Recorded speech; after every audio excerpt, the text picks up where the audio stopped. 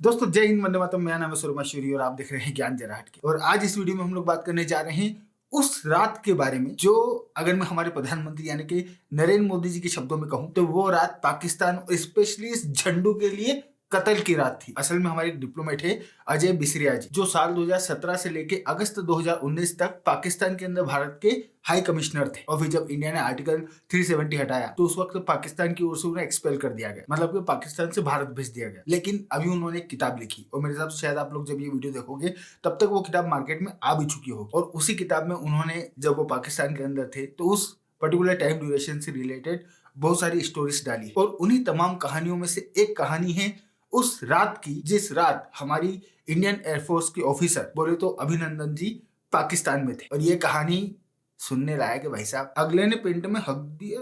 अरे किस टाइप की लाइनें लिख रहे हो यार भाई? अगला पाकिस्तान का प्राइम मिनिस्टर रह चुका है, थोड़ी तो इज्जत दो। क्या बोल रहे हो? खुद पाकिस्तान वाले इसकी इज्जत नहीं कर रहे, जेल में डाल रखा है, संडास सब करवा रहे, फिर तो हक दिया लिख सकते हैं, क्योंकि वहां पे भी तो टट्टी उठा रहा है। सो ये कहानी उस रात की है जब गजनी, टीपू सुल्तान और ओटोमन एम्पायर की नाजायज औलाद, बोले तो हमारे झंडू ने पेंट में हक दिया था। सो कहानी की शुरुआत होती है 26 फरवरी 2019 से, यानी कि उस दिन से जब पाकिस्तान द्वारा भारत के पुलवामा नाम के इलाके में भारतीय सेना के ऊपर किए गए आतंकवादी हमले में भारत के 40 जवान शहीद हो गए। सो उसके बाद में यानी कि 26 फरवरी 2019 को इंडियन एयरफोर्स द्वारा पाकिस्तान का ये जो बालाकोट नाम का इलाका है वहां पे मौजूद टेररिस्टों की लोकेशंस को ध्यान में रखते हुए एयर स्ट्राइक की गई, जो एक सक्सेसफुल एयर स्ट्राइक थी। और उसकी वजह से दुनिया तो छोड़ो, खुद पाकिस्तान के अंदर पाकिस्तान की आर्मी और हमारे झंडू की अच्छे खासी लेवल पे फजीहत हुई। सो उसके बाद इन लोगों ने इंडिया को टारगेट करने की कोशिश करी। पाकिस्तान की एयरफोर्स के फाइटर जेट्स इंडिया की सीमा में ना सिर्फ घुसे बल्कि यहाँ पे बम भी गिराए। और ये वो दौर था जब हमारे पास राफेल फाइटर जेट्स नहीं थे। सो जो अवेलेबल था, यानी कि जो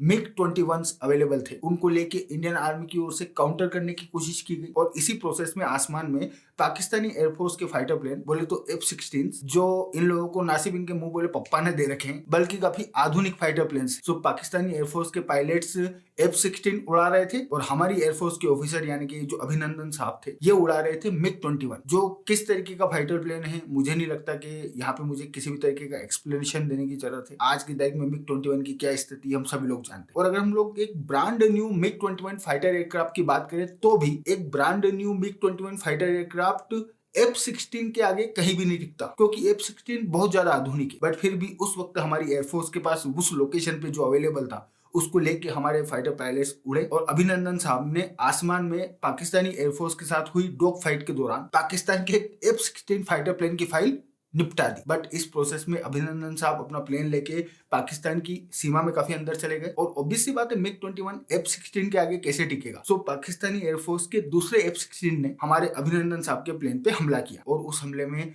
वैसे तो अभिनंदन साहब ने इजेक्ट कर दिया था, बट प्लेन क्रैश हो गया। और अभिनंदन साहब ने जिस वक्त इजेक्ट किया, क्योंकि उस वक्त उनका प्लेन पाकिस्तान की सीमा में था, इस वजह से जब वो पैराशूट से जमीन पे पहुंचे तो ऑब्वियसली बात है उन्होंने पाकिस्तान में लैंड किया। फिर यहाँ तक की कहानी तो सभी को पता है, क्योंकि ये कोई सीक्रेट नहीं है, ये तो ओपन स्टोरी। बट जब हमारे अभिनंदन साहब का प्लेन क्रैश हो गया और वो पाकिस्तान में लैंड हो गए, तो उसके बाद में प्रोसेस शुरू हुई अभिनंदन साहब को फिर से भारत लाने की। अच्छा, वैसे यहाँ आप लोगों को कुछ बातें पता होना चाहिए, जैसे कि सिर्फ पुलवामा नहीं बल्कि इससे पहले भी पाकिस्तान की ओर से भारत के ऊपर जितने भी आतंकवादी हमले किए गए, पाकिस्तान की ओर से, इन सेंस के पाकिस्तान से ऑपरेट होने वाली जो टेररिस्ट ऑर्गेनाइजेशंस हैं, उन्होंने भारत के ऊपर जो हमले किए, जैसे कि 26/11 हो गया, उरी हो गया, उनको लेके भी पाकिस्तान का यही एटीट्यूड था कि भैया ये फॉल्स फ्लैग ऑपरेशन है, भारत वालों ने खुद ही करवा ली अपने यहाँ पे हमले, हमारा इसमें कोई हाथ नहीं है। प्लस जब भी इन्वेस्टिगेशन से रिलेटेड जो डोजियर्स होते हैं वो जब भी भारत ने पाकिस्तान को सौंपे, इंक्लूडिंग ये जो पुलवामा हमले की इन्वेस्टिगेशन थी, इससे रिलेटेड जो डोजियर भी पाकिस्तान को सौंपा था भारत सरकार ने, उसको लेके भी इन्होंने किसी भी तरीके की कार्रवाई नहीं करी। प्लस हमारा ये जो झंडू है, हम सभी जानते हैं कि किस एटीट्यूड में पाकिस्तान का चीफ बेकिंग ऑफिसर बना था। और ये बंदा ये मान के चल रहा था कि पाकिस्तान का प्रधानमंत्री बनने के बाद में मोदी जी समेत पूरी दुनिया इसके आगे पीछे घूमेगी। लेकिन ना मोदी जी ने कभी इसका फोन उठाया, ना जो बाइडेन ने कभी इसका फोन उठाया। तो अगला बहुत ज्यादा डेस्परेट था। और इसी वजह से जब ये पूरा का पूरा काम हुआ, यानी कि जब हमारे अभिनंदन सर पाकिस्तान में फंसे, तो अगले को लगा कि भैया ये तो मौका अपने हाथ में आ गया है, अब तो सारे पत्ते अपने पास है, मोदी जी वही करेंगे जो अपन कहेंगे। बोले तो बिल्कुल फार्म में थे ये लोग। सो अगले ने फोन लगाया हमारे हाई कमिश्नर को। अगले ने मतलब कि पाकिस्तान के जो हाई कमिश्नर हैं, उन्होंने इंडिया के जो हाई कमिश्नर हैं इस्लामाबाद में, उनको फोन लगाया और ये बोला कि इमरान खान सर, बात करना चाहते हैं मोदी जी से। ये सोच के फोन लगाया होगा कि भाई अब तो अपने पास पायलट है भारत का, तो अब तो मोदी जी फोन उठाना तो बहुत छोटी बात है, अब तो अगर अपन यहाँ बुलाएंगे तो वो यहाँ चल के भी आएंगे। सो इस उम्मीद में उन्होंने फोन लगा के हमारे हाई कमिश्नर को बोला कि भैया हमारे जो प्राइम मिनिस्टर है यानी कि जो इमरान खान साहब है ये मोदी जी से बात करना चाहते हैं, फोन मिलाया। तो हमारे हाई कमिश्नर ने इससे बोला कि भाई तेरा दिमाग खराब है क्या? अबे मोदी जी इस जैसे लुक्खे से सीधे बात करेंगे? तेरे को जो भी बोलना है मेरे को बता, मैं आगे मोदी जी को फोन लगा के बोल दूंगा और फिर उनको जमेगा तो वो कॉल करेंगे। अपने यहाँ फोन में बैलेंस रहता है, सो टेंशन लेने की बिल्कुल भी जरूरत। बट अकॉर्डिंग टू हमारे हाई कमिश्नर, अच्छा मैं यहाँ पे थोड़ा सा फनी करके बोल रहा हूँ, इस वजह से एग्जैक्ट वर्डिंग नहीं है, ये एग्जैक्ट वर्डिंग मान के मत चलना क्योंकि इंडिया के हाई कमिश्नर की बात है, इस वजह से डिस्क्लेमर देना जरूरी। देन अमेरिका और ब्रिटेन के जो डिप्लोमेट्स हैं उन्हें डिप्लोमेटिक चैनल की मदद से ये बात बोल दी गई कि भैया हमारा जो पायलट पाकिस्तान के पास है, अगर मतलब छोड़ना तो तुम्हें पड़ेगा ही, वो बात तो तुम करो ही मत, लेकिन अगर उसे खरोच भी आई तो फिर जिस लेवल का एस्केलेशन होगा उसकी तुम लोग कल्पना भी नहीं कर सकते हो। प्लस अमेरिका, यूके और फ्रांस के जो इन्वॉय हैं उनके साथ में इस पूरी की पूरी सिचुएशन को लेकर पाकिस्तान वाले मीटिंग कर रहे थे और उसी मीटिंग में लगभग 5:45 पे, ये 27 फरवरी की बात हो रही, एक बंदी उस मीटिंग के बीच में आई और उसने मीटिंग को इंटरप्ट करते हुए पाकिस्तान वाले बंदे को बोला कि भैया पाकिस्तान की आर्मी से मैसेज आया है, भारत वालों ने 9 मिसाइलें खड़ी कर दी है फायरिंग पोजीशन में और किसी भी समय फायर हो सकती। सो अब देख लो क्या करना है। देन जब ये सारी की सारी प्रोसेस चल रही थी उस वक्त अकॉर्डिंग टू हमारे हाई कमिश्नर, हमारा ये जो झंडू है इसने चाइना के राष्ट्रपति शी जिनपिंग को फोन लगाया और उन्हें फोन लगा के ये बोला कि देखो शी जिनपिंग साहब, चाइना पाकिस्तान भाई भाई, आज इस पूरे मामले में क्योंकि अमेरिका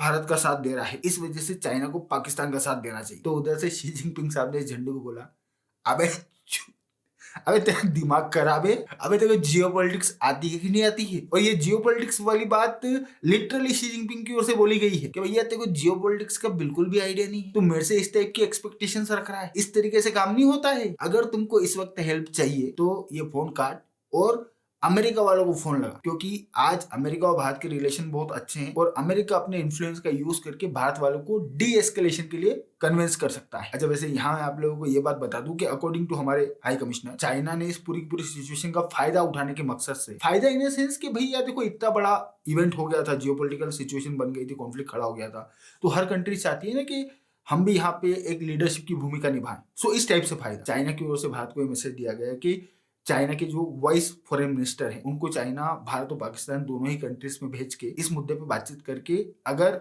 सब पार्टी राजी हो तो डी एस्केलेशन करवाने की कोशिश कर सकते हैं। तो भारत की ओर से उन्हें पोलाइटली, ये शब्द यूज किया है हमारे हाई कमिश्नर ने, कि भारत की ओर से उन्हें पोलाइटली मना कर दिया गया। सो स्थिति साफ थी कि भैया पाकिस्तान ने अपने जितने भी मित्र हैं सबको फोन लगा लिया था कि भारत वालों को रोको। प्लस पाकिस्तान वालों ने अमेरिका और यूके वालों को फोन लगा के भी ये बोला कि भाई ये भारत वालों ने खुद ही करवा लिया है। तो उस पर अमेरिका और यूके वालों ने पाकिस्तान वालों को रिटर्न जवाब देते हुए ये बात बोली कि भैया यार ये खुद करवा लिया है, तुम्हारा हमेशा का है, 26/11 पे भी तुमने यही बोला था, उरी पे भी तुमने यही बोला था और आज पुलवामा पे भी तुम यही बोल रहे हो, जबकि हर बार लास्ट में तुम्हारा ही हाथ निकल के आता है। इस वजह से फालतू बकवास नहीं करना, अदरवाइज यहाँ पे भारत की ओर से एस्केलेशन हो सकता है। सो अब क्योंकि पाकिस्तान के पास कोई भी ऑप्शन नहीं बचे थे, इस वजह से फाइनली पाकिस्तान की ओर से भारत के हाई कमिश्नर को यह मैसेज कन्वे किया गया कि पाकिस्तान ना सिर्फ अभिनंदन सर को तुरंत प्रभाव से छोड़ेगा, बल्कि इसकी घोषणा खुद इमरान खान, बोले तो हमारा झंडू, पाकिस्तान की पार्लियामेंट में खड़े होकर करेगा। प्लस पुलवामा से रिलेटेड जो डोजियर भारत ने पाकिस्तान को सौंपा है उसके अकॉर्डिंग पाकिस्तान कार्रवाई भी करेगा और इन फ्यूचर भारत के अगेंस्ट में पाकिस्तान की जमीन को